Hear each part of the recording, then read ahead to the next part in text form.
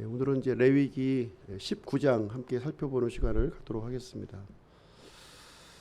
17장은 이제 피의 규례를 말씀드렸고요. 18장은 지난주에 성의 규례를 말씀드렸습니다. 오늘은 일상생활에서의 규례를 함께 살펴보는 시간을 갖도록 하겠습니다. 하나님께서는 이제 구원받은 자신의 백성들이 구별된 삶, 거룩한 삶을 살기를 원하고 있는데요. 일상의 삶 중에서 어떻게 거룩함을 이제 보일 수 있는지 그 부분에 대해서 오늘 이제 다루고 있습니다. 내용이 좀 길죠. 1절부터 37절까지 이렇게 되어 있는데요. 37절까지 함께 살펴보도록 하겠습니다. 1절, 2절 제가 읽어드리겠습니다. 1절, 2절 서문에 해당되는 건데요. 서문. 주께서 모세에게 말씀하여 이르시되 이스라엘 자손의 온 회중에게 말하고 그들에게 이르라. 나 주 너희 하나님이 거룩하니 너희는 거룩할지니라. 여기 보시면 이제 그 끝부분에 이제 반복되는 어구가 계속 나오고 있는데요.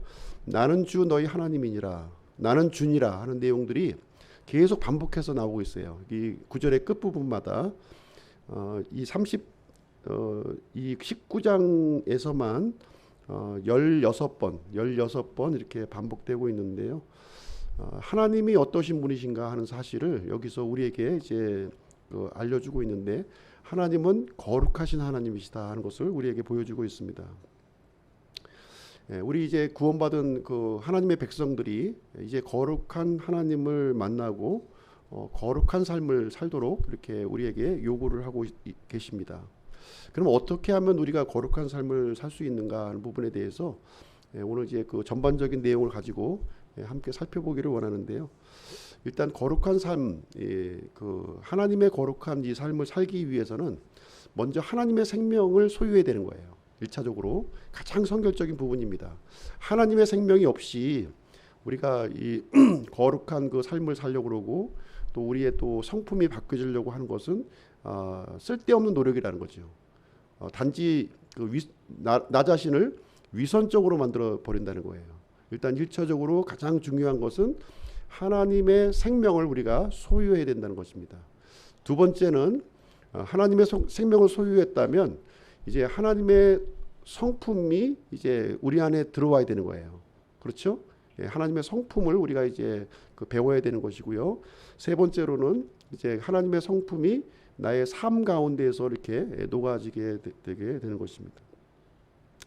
이제 오늘날 보시면 이제 하나님을 믿는다고 하면서 이 성품이 많이 망가져 있는 사람들을 우리가 주변에서 봅니다. 교회 생활은 굉장히 열심히 해요. 열성적으로 하는데 그 삶을 보면은, 이 성품을 보면 굉장히 뭔가 이렇게 좀 그 망가져 있는 왜곡된 모습을 우리는 이제 보게 되는 거죠. 또 그 삶도 이렇게 보게 되면 굉장히 엉망진창이에요. 엉망진창인 모습이 오히려 믿지 않는 사람보다도 더 아주 과연 믿는 사람인가 할 정도로.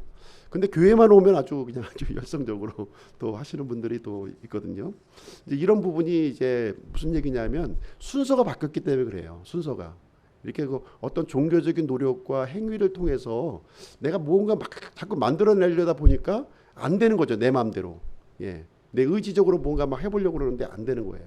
근데 우리의 그 성품이라든가 이 삶이라고 하는 것은 내가 이렇게 노력해서 되는 것이 아니라 하나님의 생명이 내 안에 들어오고 또 하나님의 이 거룩하심과 지속적으로 우리가 만날 때 자동적으로 이루어지는 것이지 억지로 이루어지는 것이 아니다 하는 것을 우리가 생각을 해볼 필요가 있는 거죠. 그래서 오늘 이제 그 내용을 한번 살펴보기를 원하는 거예요. 그래서 레위기 19장은 굉장히 중요한 장입니다. 굉장히 중요한 장이고요. 어떻게 보면 지금 이제 우리가 앞서서 10계명을 우리가 살펴보았는데 10계명 전체가 이 19장 안에 녹아져 있는 모습을 우리는 이제 볼 수가 있습니다. 10계명을 이제 간략하게 요약하면 하나님을 사랑하라, 그리고 이웃을 사랑하라, 이렇게 이제 간략하게 이제 요약을 할 수 있는 것인데요. 어떻게 하면 우리가 하나님을 사랑할 수가 있고 이웃을 사랑할 수 있는가 하는 것이죠. 우리의 본성은 하나님을 거부하고 있고 이웃을 사랑하기보다는 이렇게 헐뜯고 미워하는 게 우리 본성이라는 얘기죠. 그런데 이러한 우리 이 부패한 존재가 어떻게 하면 이 거룩하신 하나님을 사랑하고 섬길 수 있느냐, 그리고 이 이웃들을 내가 사랑을 할 수가 있느냐 하는 부분을 우리가 살펴보려고 하는 것입니다. 레위기를 통해서 우리가 살펴보고 있는데요. 일단 우리가 이제 하나님의 생명을 얻기 위해서는 제일 처음에 우리가 이제 배운 내용이 무엇이냐면 이 5대 헌물을 우리가 배웠어요. 5대 헌물, 그렇죠? 번제 헌물, 쭉 해서 이 5가지 헌물을 우리 살펴보았는데, 이 5가지 헌물을 통해서 우리가 죄 사함을 받게 되고 하나님의 생명을 이제 소유해야 된다 하는 것을 가르쳐주고 있는 거예요. 1차적인 것이 그 관문이 일단 통과가 되어야 되는 것입니다. 5대 헌물에 이어서 우리가 이제 살펴본 내용이 무엇이냐면 제사장에 대한 규례를 우리가 살펴보았어요. 제사장은 어떤 사람이냐면 이제 그 성막 안에서 섬기는 사람이라는 거예요. 하나님을 가장 가까이서 이렇게 접하는 섬김의 직무를 이제 수행하는 거예요. 그래서 거룩하신 하나님과 이렇게 지속적인 관계를 맺을 때 하나님의 거룩하심이 내 안으로 이렇게 들어오게 되는 거죠. 그렇죠? 그러므로 말미암아 이제 우리는 어떤 삶을 살 수 있게 되냐면은 이제 하나님의 이 거룩함이 나를 통해서 이렇게 전달되어지는 그런 삶을 이제 살 수 있다는 것을 우리에게 말씀을 해주고 있는 것입니다. 오늘 이제 19장 말씀은 이제 일상의 거룩에 대해서 우리가 이제 살펴보기를 원하는 건데요. 이 율법에 대해서 접근하는 거를 우리가 좀 이제 좀 생각을 해볼 필요가 있는데, 하나님께서 율법을 주신 목적이 무엇이냐? 율법은 우리가 이렇게 의로움을 받기 위해서 주신 것이 아니라는 거예요. 이 율법을 이렇게 잘 지켜가지고 의로움을 우리에게 주시기 위해서 이 율법을 주신 것이 아니라는 겁니다. 구약 성경에도 분명하게 이 부분이 명시가 되어 있어요. 그럼에도 불구하고 유대인들은 이제 율법을 잘 지키는 것이 이제 하나님을 잘 섬기는 것처럼 이렇게 오해를 했던 것이죠. 근데 실질적으로 하나님께서 이 율법을 주신 목적은 이것을 잘 지켜가지고 의로움을 얻으라 하는 목적으로 주신 것이 아니라는 거예요. 이 율법은 어떤 목적으로 주셨냐면 마치 그 안전선과 같이 주신 거예요. 안전선. 우리를 보호하고 우리에게 복 주시기 위해서 주신 것이지, 이것을 통해서 하나님과 같이 이렇게 의롭게 되도록 하기 위해서 주신 것이 절대로 아니다 하는 것을 우리가 이제 생각을 해볼 수가 있습니다. 그래서 이 율법을 통해서 우리가 발견할 수 있는 것은 뭐냐면 하나님께서 어떤 마음을 가지셨는가, 그리고 하나님은 어떤 분이신가 하는 것을 우리가 알아야 된다는 거예요. 거기에 대한 가이드를 주시기 위해서 율법을 주셨다 하는 것을 우리가 인식을 해 둘 필요가 있는 것입니다. 그래서 하나님께서는 처음에 이제 이스라엘 백성들을 이제 어디에서 구출해 주셨어요? 이집트에서 구출해 주셨잖아요. 이집트. 그러니까 이집트는 이제 세상을 상징하고 있는 것인데요. 죄와 세상을 상징하는 겁니다. 거기에서 어린 양의 피로 이렇게 구속하여 주셔서 이 이스라엘 백성들을 구출해 주셨어요. 그러니까 이 하나님의 생명을 이제 이 사람들에게 부여를 해 주셔서 이제 하나님의 백성을 이제 만들어 주시게 된 것입니다. 그래서 신의 산으로 이렇게 데리고 와서 이제 언약을 이렇게 맺어 주시고 하나님의 백성으로 이 사람들을 삼아 주셨습니다. 완전히 이제 신분이 바뀐 거예요, 이제요. 과거에는 파라오의 노예였고 죄의 노예였고 세상에 살던 어둠의 자식들이었어요. 그러나 이제 어린 양의 피로 말미암아 이제 그 죄 사함을 받았고 이제 하나님의 백성이 이제 되었다. 신분이 완전히 바뀌어졌음을 얘기를 해주고 있는 거예요. 그렇다면 예전에 살던 방식으로 더 이상 살 필요가 없다는 거죠. 과거는 노예로서의 삶을 살았기 때문에 그 노예의 삶은 벗어버리고 이제 하나님의 자녀로서의 삶을 살아야 할 것을 이제 하나님께서는 하나하나 이제 가르쳐 주시는 그런 내용이 이제 되겠습니다. 그런데 이제 여전히 우리가 구원받았음에도 불구하고 이 하나님의 이 거룩하심에 대한 부분은 여전히 부담스러운 부분이에요. 그렇죠? 우리가 신분은 바뀌었지만 여전히 나를 보면 이렇게 옛 생활의 잔재들이 계속 남아 있다 보니까 이 거룩하신 하나님에 대해서는 계속 어떤 거부감이 우리 마음 속에 이제 있는 그런 부분이 이제 되겠습니다. 그래서 우리가 이제 율법에 대한 관점을 우리가 좀 이제 바꿀 필요가 있는 거예요. 이제 율법이 우리를 정죄하고 심판하는 도구가 아니라 이제 율법은 어떤 도구로 이제 봐야 돼요? 사랑의 관점으로 이제 우리가 접근해야 된다는 거예요. 이제 관점이 과거에 믿지 않았을 때는 이 율법이 정죄와 심판의 그 도구였어요. 그러나 이제 하나님의 백성이 되었기 때문에 더 이상 우리는 정죄는 없다는 것이죠. 하나님의 자녀이니까. 그렇죠? 이제 율법은 어떤 식으로 접근을 해야 되느냐? 이제 사랑의 관점에서 율법을 이제 접근해야 된다. 하나님께서 나를 이렇게 보호해 주시고 나를 이제 이렇게 그 복을 주시기 위해서 이 율법을 주셨구나 하는 것을 우리가 이제 그런 관점으로 접근을 해 볼 필요가 있는 것입니다. 그래서 우리가 이제 이 하나님께 이렇게 가까이 가려고 하는 노력이 좀 필요하다는 거죠. 예, 가까이 가려고 하는 노력이 필요합니다. 그래서 가까이 갈 수 있는 방법을 하나님께서 알려주셨어요. 5대 헌물을 통해서 우리가 죄를 지었을 때는 그 헌물을 통해서 죄의 용서함을 받으라고 이렇게 말씀을 해주셨고, 그 다음에 성막이라는 거를 이렇게 또 주셔서 이 거룩하신 하나님과 죄인이 만날 수 있는 공간을 우리에게 만들어 주셨다는 거죠.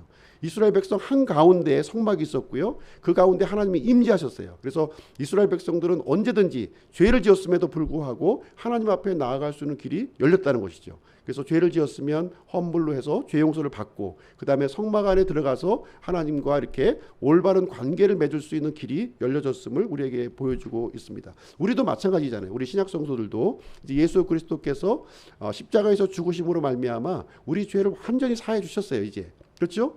우리가 또 죄를 지을 수가 있습니다. 그럼에도 불구하고 그때마다 예수 그리스도의 보혈을 의지해서 우리는 하나님 앞에 나아갈 수가 있는 것이고요. 하나님의 은혜의 그 왕좌 앞으로 우리가 나아갈 수 있는 그런 복된 존재가 되었다고 하는 사실을 우리에게 알려주고 있는 거예요. 그래서 이제 이런 존재가 되었기 때문에 이제 한 번 나간 것으로 끝나는 것이 아니라 지속적으로 하나님과 이렇게 올바른 관계를 유지하는 것이 필요하다 하는 것을 우리에게 말씀을 해주고 있는 것입니다. 그래서 이제 예전에 그 살았던 방식, 세상에서 믿기 전에 살았던 방식은 이제 그런 방식으로 이제 살아갈 필요가 없다는 거죠. 새로운 방식으로 이제 하나님을 섬겨야 된다는 것을 말씀을 해주고 있습니다. 그러기 위해서는 이제 어떻게 해야 되느냐 하면서 이제 하나님의 거룩이 어떻게 하면 우리를 통해서 이렇게 드러날 수 있는가 하는 것을 이제 하나부터 기초부터 우리에게 알려주시는 내용이 되겠습니다. 첫 번째로 이제 하나님께서 알려주신 것이 무엇이냐면은 자기 아버지와 어머니를 두려워하라는 거예요. 자기를 낳아준 이 부모, 어머니와 아버지를 이렇게 두려워하라, 이렇게 3절 말씀에 이렇게 얘기를 해주고 있어요. 3절을 제가 한번 읽어드리겠습니다. 너희 각 사람은 자기 어머니와 아버지를 두려워하고 내 안식일을 지키라. 나는 주 너희 하나님이니라. 이렇게 얘기하면서 이제 그 어머니와 아버지를 두려워하라고 이렇게 얘기했습니다. 이 십계명에 보면은 어떻게 돼 있어요? 아버지와 어머니인데 여기 레위기에서는 어머니와 아버지, 어머니를 더 앞에 두고 있는 모습을 우리는 보고 있습니다. 그리고 이제 그 십계명에서는 내 부모를 공경하라 이렇게 표현을 했는데 지금 이제 두려워하라. 그러니까 하나님에게 그 쓰는 그 단어를 부모에게 지금 적용하고 있는 모습을 이제 여기서 우리는 볼 수가 있는 거예요. 그러니까 무슨 얘기냐면 하나님을 이렇게 두려워하는 것과 부모를 두려워하는 것은 이렇게 일치가 돼야 된다는 것을 얘기를 해주고 있는 거예요. 예, 다른 존재가 아니라는 거죠. 하나님을 이게 공경하는 것 그리고 부모를 공경하는 것은 같은 맥락, 같은 선상에 있다는 것을 우리에게 가르쳐주고 있는 내용이 되겠습니다. 그래서 하나님을 두려워하듯이 내 부모를 두려워해야 된다는 것을 얘기해주고 있고요. 부모에게도 동일한 얘기를 해주고 있는 거예요. 하나님께서 그 이스라엘 백성들을 사랑하셨듯이 그 부모도 자식을 사랑해야 된다. 이런 얘기를 같은 맥락에서 우리에게 해주는 내용이 되겠습니다. 그러면서 이제 또 어떤 내용이 이어지냐면 내 안식일을 지키라. 이렇게 이런 말씀이 여기에 언급되어 있습니다. 그래서 다시 얘기하자면 부모를 이렇게 두려워하고 하나님을 두려워하고 그 다음에 안식일을 지키는 것이 같은 선상에서 이렇게 말씀하시고 있는 거예요. 같은 선상에서 지금 이제 그 얘기를 해주고 있는 내용이 이제 되겠습니다. 그래서 하나님을 믿는다고 하면서도 굉장히 이율배반적인 사람들이 많이 있는 거예요. 이율배반적인 사람들이 하나님은 잘 믿어요. 그런데 부모를 공경하지 않는 거죠. 예, 부모를 공경하지 않고 또 안식일을 또 지키지 않는 그런 모습을 우리는 보게 되는데 이것이 같은 선상에서 이렇게 놓여 있다 하는 것을 알려주고 있는 내용이 되겠습니다. 바로 이것이 거룩함이라는 거예요. 거룩함이라고 하는 것이 이렇게 뭐 점잠 빼고 막 이렇게 이제 얌전하게 있는 것이 이렇게 거룩한 것이 아니라 실질적으로 내 눈앞에 있는 부모를 이렇게 공경하는 거라는 거예요. 부모를 공경하고 그 다음에 안식일을 지키는 것을 통해서 우리는 일상의 거룩함을 우리는 가질 수 있다 하는 것을 여기서 얘기해주고 있는 그런 부분이 이제 되겠습니다. 자, 신약 성도들도 이제 우리가 안식일을 어떻게 보아야 될 것인가. 요즘에 이제 안식일 논쟁이 이제 굉장히 많이 있어요. 이제 안식일 논쟁이 있는데 안식일이 지금 이제 금요일 저녁부터 토요일 오후까지 그 날을 이제 지키는 것이 이제 안식일입니다. 그런데 이 구약의 안식일이 신약의 주일로 바뀐 것이 아니에요. 안식일은 안식일이고 주일은 주일입니다. 여전히 틀린 날이에요. 주일은 안식일 다음 날이 주일이고 안식일은 금요일 그 오후부터 그 토요일 날 오후까지가 이제 안식일이다 이렇게 얘기를 해주고 있습니다. 그래서 구약에 있는 그 이스라엘 사람들은 이 날짜를 이렇게 지키는 것을 이제 안식일을 지키는 것으로 이렇게 생각을 했지만 우리 신약 성도들은 어떻게 안식일을 지키는 것이냐? 우리 신약 성도들은 날짜를 지킬 필요가 없다는 거예요. 이제 더 이상 날짜에 국한되어서 안식일을 지킬 필요가 없다. 그러면 안식일을 어떻게 지키느냐? 안식일을 성취하신 분이 바로 예수 그리스도시라는 거예요. 그렇죠? 그러니까 안식일을 성취하신 예수 그리스도 안에 우리가 거하는 것이 바로 안식일을 지키는 것이다 하는 것을 얘기를 해주고 있습니다. 그래서 이 그 3절 말씀을 보시게 되면 부모를 공경하고 또 이 안식일을 지키는 것은 예수 그리스도 안에 우리가 거함을 통해서 우리의 그 거룩함을 일상의 거룩함을 우리가 가질 수 있다 하는 것을 여기서 알려주고 있는 말씀이 이제 되겠습니다. 두 번째로 4절 말씀을 보시게 되면 너희를 위하여 우상을 만들지 말라 이렇게 말씀을 해주고 있는데요. 4절 말씀을 제가 읽어드리도록 하겠습니다. 너희는 우상들에게로 돌이키지 말며 너희를 위하여 부어 만든 신들을 만들지 말라. 나는 주 너희 하나님이니라. 거룩한 삶, 우리가 이제 실질적으로 거룩한 삶을 사는 것이 무엇이냐면 나를 위해서 우상을 만들지 말라는 거예요. 나를 위한 우상을 만들지 말라 이렇게 여기서 언급을 해주고 있습니다. 하나님은요 이 우상과 섞일 수 없는 존재예요. 하나님께서는 자신의 영광을 우상과 함께 나누지 않겠다고 이렇게 말씀을 하신 거죠. 그래서 우상을 이렇게 우리가 만들거나 우상을 섬기는 것은 하나님의 이름을 이렇게 훼손시키는 그런 행위가 되겠습니다. 그래서 이 하나님의 이 거룩함이 나의 삶 속에서 드러나기 위해서는 이렇게 그 나를 위해서 우상을 만들어서는 안 될 것을 이렇게 실제적인 제안을 우리에게 주고 있는 것입니다. 이 4절에서 중요한 그 이 구절이 뭐냐면 너희를 위하여예요. 너희를 위하여. 우상이 사람을 위해서 만들어 놓은 것이 우상이라는 거예요. 사람을 위해서 만들어 놓았다면 그것이 어떤 것이든 이렇게 형상으로 만들었든 아니면 어떤 그 형상이 아니더라도 어떤 물건이든 사람이든 간에 나를 위해서 어떤 것을 이렇게 그 만들었다면 그 또 숭배하고 있다면 의지하고 있다면 그것은 우상이다 이렇게 우리에게 알려주고 있습니다. 구약 시대에는 이제 보이는 형상을 많이 만들었죠. 보이는 형상을 많이 만들었지만 오늘날에는 보이지 않는다 할지라도 하나님보다 더 가치를 부여해 주는 것, 이것이 바로 우상이라는 거예요. 그리고 나를 위해서 뭔가 의지를 하고 하나님보다 더 의지하고 신뢰하는 것, 바로 그것이 우상이다 이렇게 우리에게 알려주고 있습니다. 그래서 하나님이 나를 위해서 존재합니까? 내가 하나님을 위해서 존재하는 겁니까? 이것을 분명히 개념을 정립해야 된다는 거예요. 내가 하나님을 위해서 존재한다는 거예요. 하나님께서 나를 위해서 존재하는 것이 아니라 하나님은 나를 만드셨기 때문에 내가 하나님을 위해서 존재하는 것이다 하는 것을 얘기를 해주고 있어요. 그래서 나를 위해서 하나님을 위해서 내가 존재하는 것을 통해서 나의 하나님의 거룩함을 우리가 일상의 삶 가운데서 드러낼 수 있다 하는 것을 우리에게 가르쳐주고 있는 그런 말씀을 되겠습니다. 그래서 우리가 하나님을 섬길 때 우상을 섬기듯이 섬기면 안 된다는 거예요. 우상을 섬기듯이 섬기는 것은 무엇이냐면 하나님을 섬기는데 나를 위해서 섬기는 거예요. 나의 성공을 위해서, 나의 어떤 그 필요를 위해서 그런 목적으로 섬긴다는 것이죠. 그 하나님께서는 우리 하나님의 백성, 이제 이 구원받은 사람들은요 이미 보상을 받은 사람들이라는 거죠.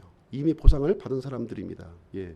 일단 하나님의 생명을 받았고 하나님의 은혜를 이제 받은 사람이기 때문에 그 은혜에 감사해서 하나님을 섬기는 것이지 내가 무언가 얻기 위해서 무언가 취득하기 위해서 하나님을 섬기는 것이 아니다 하는 것을 우리에게 알려주고 있는 것입니다. 그래서 하나님의 가치를 가장 높이 올려드릴 때 하나님께서는 나에게 필요한 것을 아시고 가장 좋은 것을 우리에게 공급해 주시는 거예요. 예, 그래서 하나님을 섬기는 그 목적이 분명히 이렇게 정립이 되어야 될 것을 얘기를 해주고 있는 내용이 되겠습니다.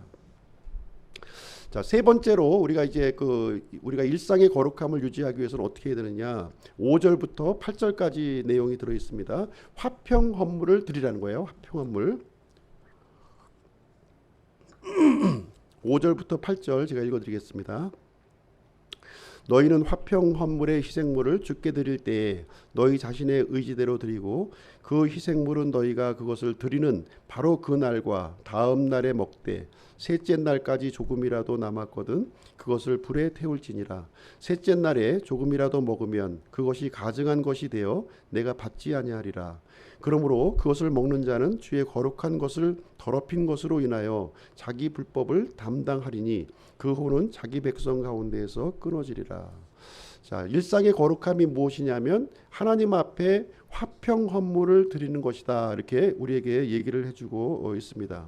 이 화평 헌물은 이제 무엇을 얘기하냐면 하나님께 드리는 이런 자원 헌물, 감사 헌물을 얘기해주고 있는 거예요. 우리가 자발적으로 자원하는 마음으로 하나님 앞에 감사할 내용이 있거나 어떤 이렇게 어떤 즐거운 일이 있을 때 하나님 앞에 드려지는 헌물이 이제 화평 헌물입니다. 그래서 이 화평 헌물의 특징은 이제 어떤 것이 있냐면 이 드려진 헌물을 이제 하나님과 함께 나누는 거예요.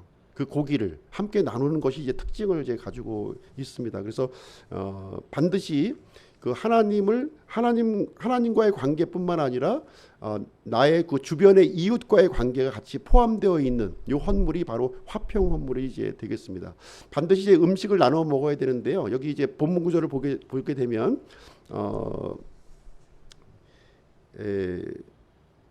감사 헌물의 경우에는 그 당일날 다 먹어야 돼요. 그 당일날. 그 다음에 자원 헌물의 경우는 그 다음 날까지 다 먹어야 되는 겁니다. 무슨 얘기냐면은 이제 헌물을 드리게 되면 이제 그 고기를 남기지 말고 3일째까지는 남겨서는 안 되는 거예요. 다 먹어야 되는 거예요. 그러면 이제 그 고기를 먹을 수 있는 사람들을 다 초청해야 되겠죠. 네, 다 초청해야 되는 겁니다. 다 초청을 해서 함께 그 고기를 먹는 일을 이렇게 진행을 하게 되고 있는 것입니다. 그래서 이 화평 헌물은 십자가 사역을 우리에게 예표하고 있는 거예요. 십자가 사역을 예표하고 있다 이렇게 보시면 되겠습니다. 그래서 십자가는 먼저 세로막대기를 먼저 세우고요. 그 다음에 가로막대기를 이렇게 세우는 거죠. 가로막대기 세우고서 세로막대기 세우는 거 아니에요. 네, 세로막대기를 세우고 그 다음에 가로막대기를 세우는 것입니다. 그래서 세로막대는 하나님과의 관계를 얘기해주고 있는 것이고요. 가로막대는 이 사람들과의 관계를 우리에게 얘기를 해주고 있습니다. 그래서 이 화평 헌물은 하나님과의 관계뿐만 아니라 사람들과의 관계도 불가분의 관계가 있다고 하는 사실을 우리에게 알려주고 있는 내용이 되겠습니다. 그래서 하나님과의 이 수직적인 관계를 통해서 이 하나님의 화평이 이웃에게까지 이렇게 번져나가도록 이렇게 말씀을 해주신 것이 되겠습니다. 그래서 하나님과의 관계만 이렇게 머물러 있는 것은 거룩함이 아니라는 거예요. 반드시 하나님과의 관계가 이렇게 이루어지면 그 다음에는 이렇게 사람들과의 관계까지 화평함이 넘어가야지 그것이 일상의 거룩함이다 이렇게 우리에게 얘기를 해주고 있습니다. 그래서 하나님의 이 거룩함이라고 하는 것은 이기적인 것이 아니라는 것이죠. 이기적인 것이 아니라 이렇게 이타적인 모습이 이제 여기서 이 거룩함이다 이렇게 우리에게 알려주고 있는 내용이 되겠습니다. 자, 이제 네 번째로 이제 살펴볼 텐데요. 네 번째는 9절부터 37절까지예요. 9절부터 37절까지 아주 세세하게 이제 일상의 삶 가운데서 어떤 것이 거룩함인가 하는 것들을 아주 그냥 상세하게 지금 이제 그 세부적으로 우리에게 알려주고 있는데요. 이것을 이제 다 읽을 수는 없어요. 시간이 지금 이제 이제 그 제한이 있기 때문에 다 읽지는 않겠지만 어떤 방식으로 이제 하나님의 이 거룩함이 이웃들에게 그 사람들에게로 이렇게 행해져야 되는가 하는 것들을 우리에게 이제 알려주고 있는 그런 말씀이 이제 되겠습니다.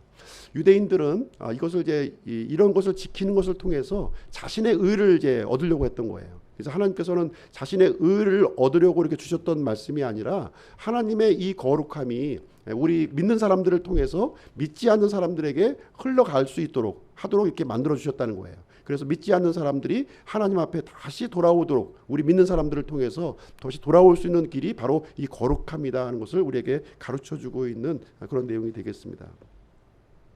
9절 10절 한번 보겠습니다. 9절 10절. 너희가 너희 땅의 수확물을 거둘 때에 너는 내 밭의 모퉁이까지 다 거두지 말고 내 수확물 중에서 떨어진 이삭도 줍지 말며 내 포도원에 떨어진 포도를 줍지 말고 내 포도원의 포도를 다 따지 말며 가난한 사람과 나그네를 위하여 그것들을 남겨둘지니라. 나는 주 너희 하나님이라. 그래서 일상의 이 거룩함을 어떻게 드러내느냐? 이 땅의 수확물과 이 포도를 수확하는 것을 통해서 너희들의 이 거룩함, 하나님의 거룩함을 흘려보내라고 지금 이제 얘기를 해주고 있는 거예요. 어떻게 흘려보내냐면 아주 이 수확물을 이제 팍팍 긁어가지고서 한 톨도 남김없이 이렇게 다 거두지 말라는 거예요. 이 밭 모퉁이와 이렇게 일부를 이렇게 남겨두어서 여기 보시면은 이 가난한 사람과 나그네를 위해서 그 몫을 이렇게 남겨두라고 이제 이렇게 얘기를 해주고 있는 것인데 바로 이것이 거룩함을 우리가 일상 가운데 드러내는 모습이다라는 것을 우리에게 가르쳐주고 있습니다. 왜 그렇습니까? 네, 하나님께서 우리를 구원해 주셨기 때문에 그래요. 우리의 행위를 구원해 주신 것이 아니라 하나님의 은혜로 단지 믿음으로 우리를 구원해 주셨기 때문에 거저받은 것이기 때문에 우리도 그러한 긍휼함을 사람들에게 베풀어 줄 것을 말씀해 주고 있는 내용이 되겠습니다. 11절 12절도 한번 보도록 하겠습니다. 11절 12절. 너희는 도둑질하지 말고 거짓으로 행하지 말며 서로 거짓말하지 말라. 너희는 내 이름으로 거짓 맹세하지 말고 내 하나님의 이름을 욕되게 하지 말라. 나는 주니라. 이렇게 하고 있습니다. 이 거룩한 삶이란 무엇입니까? 예, 여기 이제 그 십계명에 있는 말씀 그대로잖아요, 그죠? 도둑질하지 말라, 거짓말하지 말라, 거짓 맹세하지 말라, 또 하나님의 이름을 욕되지 말라 이렇게 얘기를 해주고 있는 건데 이 거룩한 삶이란 바로 하나님의 이 율법과 법규, 이 규례들을 이렇게 지키는 것이에요. 지키는 것. 우리 예전에 믿지 않았을 때에는 도둑질도 이제 이렇게 밥 먹듯이 하고 거짓말도 밥 먹듯이 하고 또 하나님의 이름도 욕되게 했었던 그런 사람들이었어요. 이제 그러나 우리 구원받은 사람들은 이제 그러한 이 불법한 그런 상황에서 돌이키라고 이렇게 얘기를 해주고 있는 거예요. 더 이상 그와 같은 일을 이제 하지 말라고 이렇게 얘기를 해주고 있습니다. 이제 옛 본성대로 살아가는 것이 아니라 새 본성대로 살아가야 될 것을 우리에게 얘기를 해주고 있는 것입니다. 바로 이것이 이 거룩함이다 하는 것을 얘기를 해주고 있습니다. 13절 14절 한번 보겠습니다. 13절 14절. 너는 내 이웃을 속여 빼앗지 말고 강탈하지 말며 고용한 사람의 삭슬 아침까지 밤새도록 내게 두지 말라. 너는 귀먹은 자를 저주하지 말고 눈먼 자 앞에 걸림돌을 놓지 말며 오직 네 하나님을 두려워하라. 나는 주니라. 예, 거룩한 삶이란 무엇입니까? 예, 임금, 일한 품삯을 이렇게 착취하지 말라는 겁니다. 예, 그 일한 사람은 그날 일하는 것을 받으려고 이렇게 목이 빠지게 이렇게 기다리고 있었을 거 아니에요? 그것을 이제 반드시 그것을 이제 주라고 얘기를 해주고 있고요. 기먹은 자를 저주하지 말라는 거예요. 그리고 눈먼 자 앞에 걸림돌을 두지 말라는 것입니다. 그래서 기먹은 사람이 이제 듣지 않는다고 이제 거기다가 이제 이게 못할 말을 자꾸 이렇게 하면 안 되겠죠.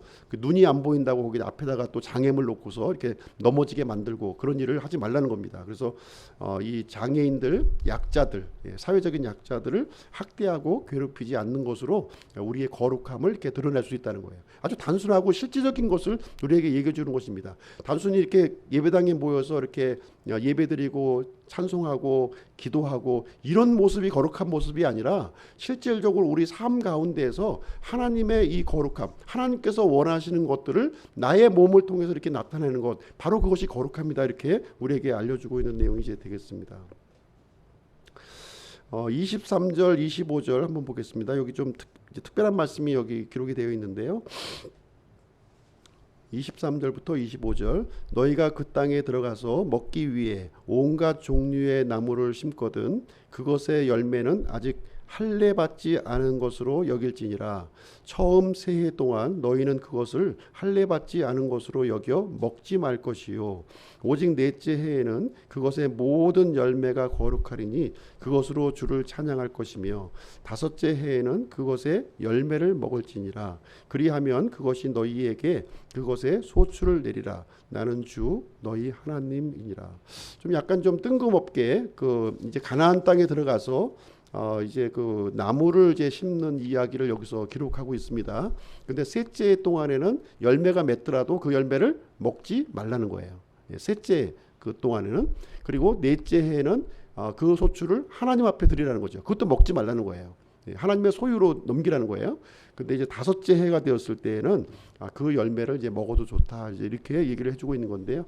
이것은 이제 예수 그리스도의 사역, 메시아가 오셔서 예수 그리스도의 사역을 지금 예표로 우리에게 알려주시고 있는 그런 내용이 되겠습니다. 예수 그리스도께서 이제 가나안 땅에 오셔서 이제 3년 반 동안 공생애를 이제 보내시게 돼요. 공생애를 보내시고 이제 십자가에서 죽으시고 이제 하나님 앞에 이제 예수님이 희생헌물로 이제 바쳐지시게 되잖아요. 그러니까 이제 그 땅이 이제 거룩해지는 거예요. 사람들이 거룩해져서 모든 사람들이 먹을 수 있는 그런 열매가 되었다 하는 이런 그 예수 그리스도의 사역을 우리에게 예표하고 있다 이렇게 보시면 되겠습니다. 26절, 28절도 한번 보겠습니다. 26절, 28절. 너희는 무엇이든지 피채 먹지 말고 요술을 사용하지 말며 때를 관찰하지 말고 너희 머리카락을 둥글게 깎지 말며 내 수염 끝을 훼손하지 말고 죽은 자를 위하여 너희 살을 베지 말며 너희 몸에 아무 표도 새기지 말라. 나는 주니라. 그래서 여기 이제 그 26절부터 28절은 어떤 얘기를 해주고 있냐면 우상 숭배와 지금 관련이 있는 부분이에요. 우상 숭배. 이렇게 점을 치고 이렇게 또 머리를 또 이렇게 요상하게 또 깎고 이런 그런 모습을 또 이제 문신을 하고 이런 모습을 해주고 있는 건데요. 단순하게 이렇게 문신하는 것을 얘기하고 있는 게 아니고요. 이것은 이제 특별히 주술적인 의미가 담겨져 있는 그런 어떤 이 패션을 얘기하고 있는 거예요. 패션. 그런 패션을 따라가지 말라는 거죠. 이렇게 이 악한 그런 우상을 숭배하는 그런 사람의 어떤 풍습을 따라서 이제 행하지 말 것을 철저히 거기에 대해서 구분될 것을 얘기를 해주고 있는 거예요. 그래서 그 거룩함을 우리가 나타내라는 거예요. 괜히 뭐 신기해 보인다고 이게 같이 머리도 이렇게 따라서 하고 이제 뭐 요즘 어린아이들 이렇게 많이 하잖아요. 이렇게 좀 뭐라고 하죠? 뭐 더블 블로인가 뭐 해가지고서 이렇게 착해서 뭐 이렇게 무슨 뭐 옛날에 차두리가 했던 뭐 이런 번개 모양 같은 것도 막 그리고 막 이렇게 하는데 그런 거 따라하지 말라는 거예요. 그런 믿지 않는 사람들, 그 우상 숭배하는 사람들의 그 모습, 문신하고 이런 모습들을 어떤 이렇게 사람들에게 보이기 위한 그런 것들을 하지 말아야 될 것을 얘기를 해주고 있습니다. 바로 이제 그것이 바로 하나님의 백성이라고 하는 그 거룩함을 드러내는 길이다 이렇게 얘기를 해주고 있습니다. 36절, 37절 한번 보겠습니다. 36절, 37절. 공정한 저울과 공정한 추와 공정한 에바와 공정한 흰을 취할지니라. 나는 너희를 이집트 땅에서 데리고 나온 주 너희 하나님이니 그러므로 너희는 내 모든 법규와 내 모든 판단의 법도를 준수하고 행하라. 나는 주니라. 여기 이제 공정한 저울, 공정한 추, 공정한 에바. 공정한 저울과 추는 이제 무게를 다는 거죠. 그리고 공정한 에바는 이렇게 뭡니까? 공정한 에바는 이게 부피를 하는 것이고요. 또 이제 공정한 흰 이거는 이제 무게를 다는 그런 내용이 되겠습니다. 그런 것들을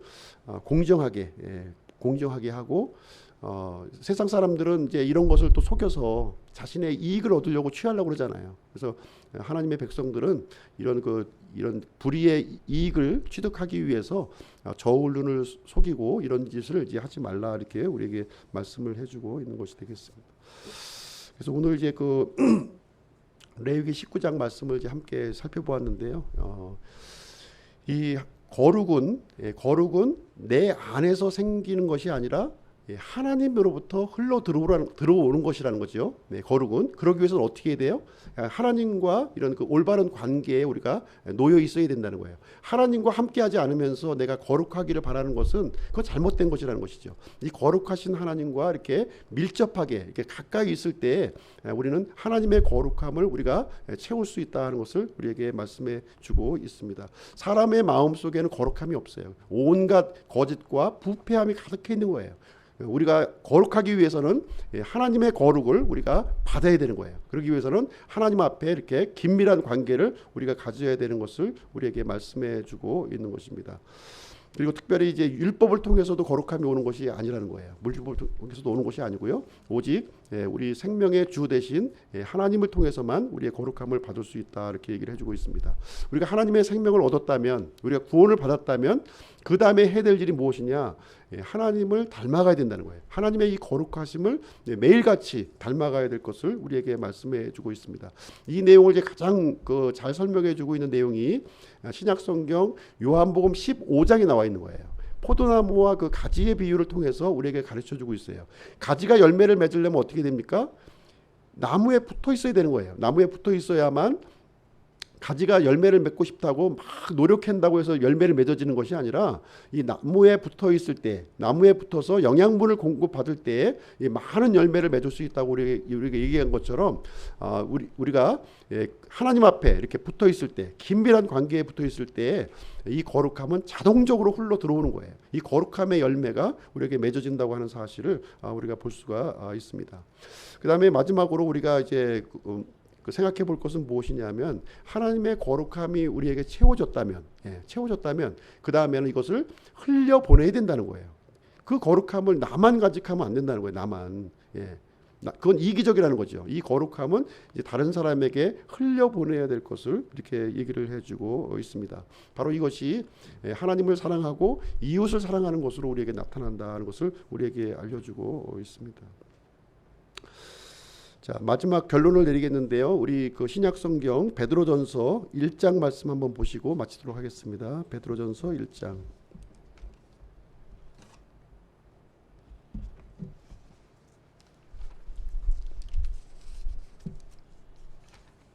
베드로전서 1장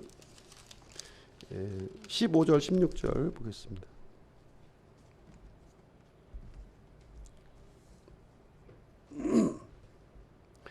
(15절) (16절) 읽어드리겠습니다. 오직 너희를 부르신 분께서 거룩하신 것 같이 너희도 온갖 종류의 행실에서 거룩할지니라. 기록된 바 내가 거룩하니 너희도 거룩하라 하셨느니라. 그래서 우리 신약 성도들에게도 이 동일한 거룩함을 우리에게 요구를 해주고 있습니다. 이 거룩함을 우리가 갖기 위해서 어떻게 해야 되느냐? 첫 번째, 하나님의 생명을 우리가 소유해야 되는 거예요. 하나님의 생명은 어떻게 소유해요? 예수 그리스도를 우리가 받아들임으로, 예수 그리스도를 나의 구주요 하나님의 아들로 내가 믿을 때 하나님의 생명을 우리가 소유하게 되는 거잖아요. 하나님의 생명을 소유했으면 어떻게 돼요? 그 다음에 하나님의 성품을 우리가 닮아가야 되는 거예요. 구원받았다고 끝나는 게 아니라는 거예요. 하나님의 성품을 이렇게 닮아가야 돼요. 하나님의 성품을 닮아가려면 어떻게 돼요? 포도나무와 가지처럼 이렇게 그 그리스도께 이렇게 연합해 있어야 된다는 거예요. 이렇게 말씀으로, 기도로, 교제로 이렇게 연합해 있는 거예요. 그러면 예수 그리스도의 그 거룩함이 나에게 들어오게 되고 내 성품이 예수님의 성품으로 닮아가는 거예요. 그 다음에 어떻게 됩니까? 세 번째는 그것이 나의 삶으로 이렇게 나타나야 된다는 거예요. 나의 삶의 영역에서, 교회 안에서만 이렇게 머물러 있는 것이 아니라 나의 가정에서, 직장에서, 학교에서, 모든 영역에서, 내가 가고 있는 모든 영역에서 내 안에 채워져 있는 이 그리스도의 거룩함이 나를 통해서 흘러나가도록 하는 것, 그것이 바로 일상의 거룩함이다, 이렇게 얘기를 해주고 있는 거예요. 그래서 하나님을 이제 믿는 사람들이 그런 모습을 이렇게 보여주고 예수 그리스도를 이제 드러내어주고 또 예수 그리스도 앞으로 인도해주고, 네가 믿는 하나님을 나도 한번 믿어보고 싶다 하는 그런 마음을 들게끔 해줘야 된다는 거예요. 그런 호감을 줘야 되는 거예요. 물론 이제 빛과 어두움과 같은 이런 이 갈등의 구조는 있지만, 그럼에도 불구하고 생명이 있다고 하는 사실을 그 사람들에게 알려주어서 그리스도께로 인도하는 것까지 우리가 하는 그런 이 사명을, 임무를 우리에게 부여를 해주시게 된 것입니다. 그래서 레위기 19장, 오늘은 이제 일상의 거룩함에 대해서 함께 살펴보는 그런 시간을 가졌습니다. 잠깐 한 1, 2분 정도 우리 기도하시고요. 마무리 기도는 우리 이진철 형제님 기도하시고 마치도록 하겠습니다.